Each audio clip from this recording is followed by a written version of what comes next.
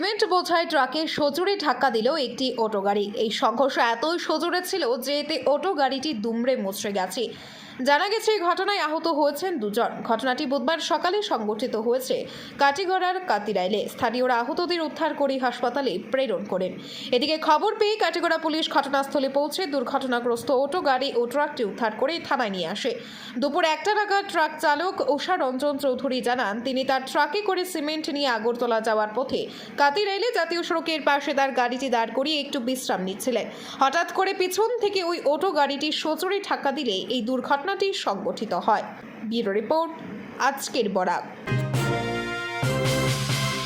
আপনার নাম? শ্রী উষা রঞ্জন চৌধুরী। আপনার গাড়িটা কোন দিকে আসলো? গাড়িটা আগরতলা যাওয়ার রাস্তায়। পাম্পের এখানে? না না, ওই পার্সের দোকানে কেন। কাতিরাইল? হ্যাঁ, কাতিরাইলে গিয়ে। অটোটা কিরকম মারছে? আমি তো খারাপ গাড়ি পার্সের দোকানে জিনিস মিস্ত্রি করে কাজ করাই গেছে। এয়ার ফিল্টার লইছি, এয়ার টিসিং পিছন দিয়ে অটো আর গ্রিমে মারে দিছে। খারাপ গাড়ি দিয়ে মেরে দিছে। অটোর মধ্যে প্যাসেঞ্জার আছে? দুজন আসলো করে, অটো ড্রাইভার আর একজন লোক আসলো। দুজন আহত হয়েছে?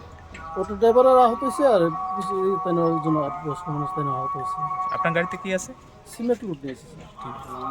আপনারা দেখছেন আজকের Barak, a house of digital media.